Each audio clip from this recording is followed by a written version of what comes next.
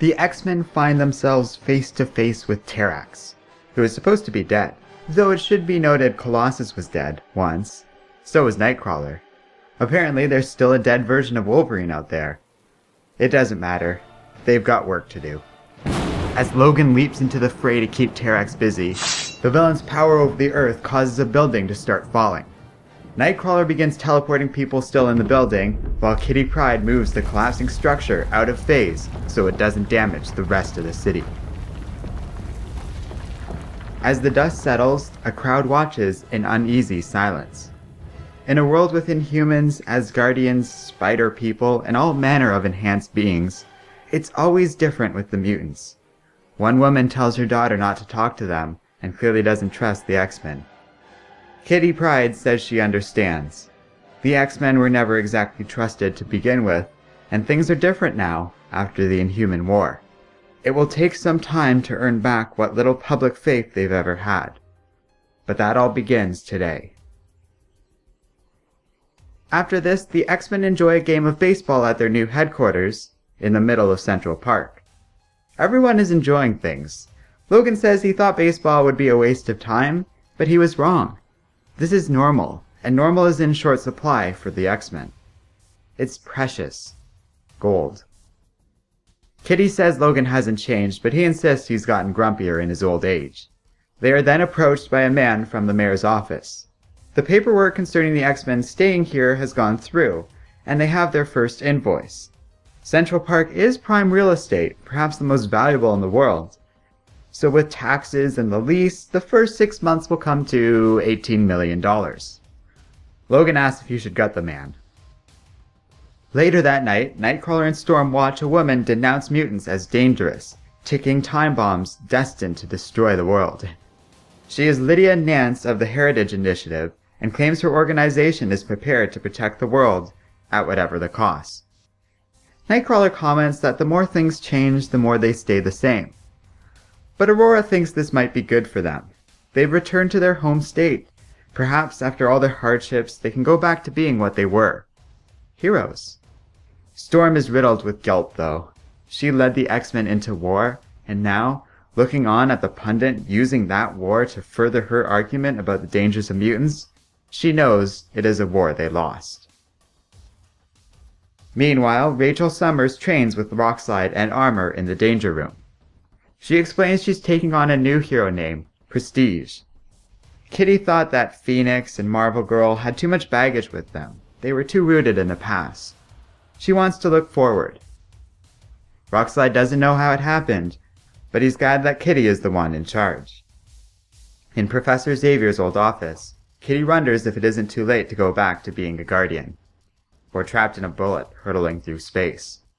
That was fun. This is complicated. Colossus stops by and invites her to join him for dinner. Kitty bluntly tells him that though she will do so as friends, and she will always love him, she's moved on. On that awkward note, Rachel comes running in, saying that 5 people are attacking the UN building.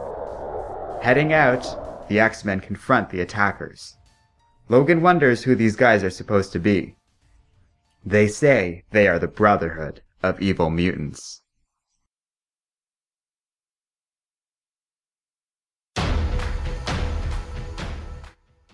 Hello and welcome to Comic Island. My name is Arden, and this is my recap and review of X-Men Gold #1. So this is going to be a really weird review. We'll get to the weird shortly, but let's talk about the good. It's a really awesome comic after all. We have a good roster for the X-Men team, which I think is just perfect.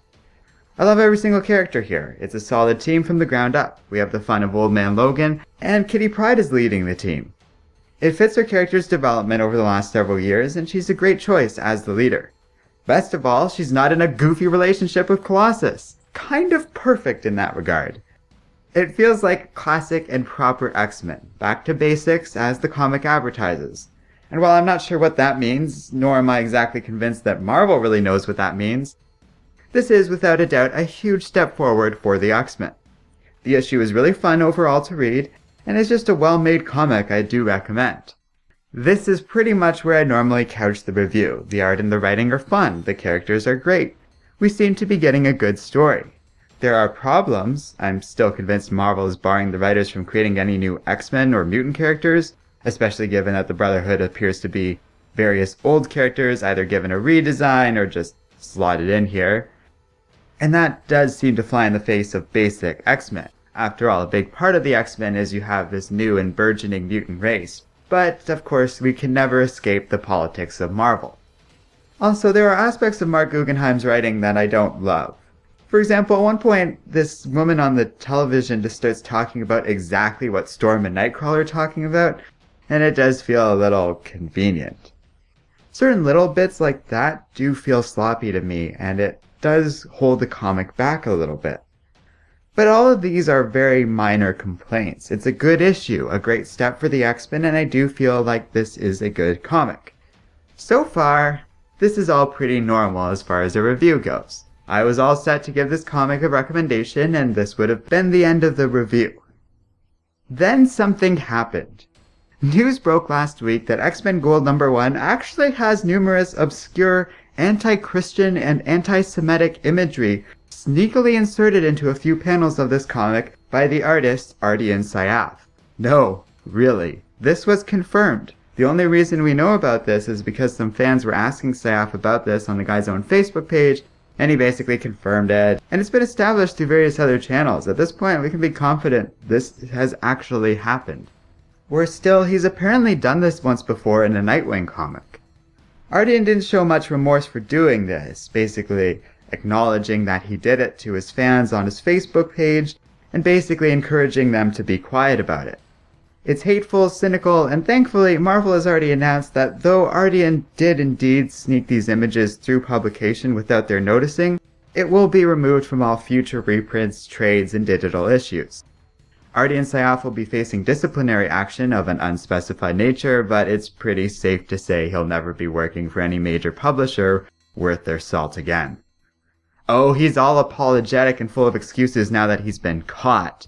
But screw that. And while I've heard ridiculous people argue that this is free speech, I don't know what to tell you guys. Freedom of speech is not freedom of consequence. Marvel can publish whatever they want or whatever they don't want. And if you don't understand that, then it's time to take a course in civics or something, because Marvel has every right to pull it, and they should, because this is bullcrap. Puts X-Men Gold #1 in a really odd position. Look at all these people who put hard work into this comic. How is it fair that one artist's garbage behavior taints the whole issue? Frankly, I don't really think it does. While I understand that if it makes you feel uncomfortable, Marvel has already taken steps to fix this, and it feels unfair to punish them for one artist's terrible behavior. It also feels unreasonable to have expected them to notice these things. These were really subtle hints that almost escaped everyone's notice.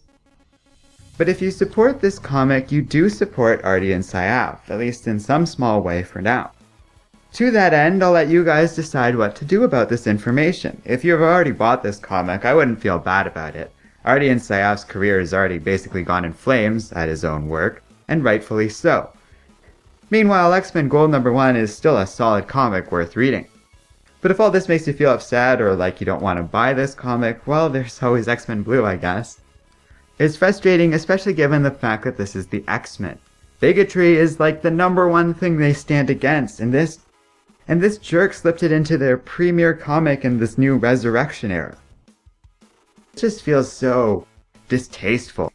It's clearly putting these symbols next to these characters who would never support rhetoric like this.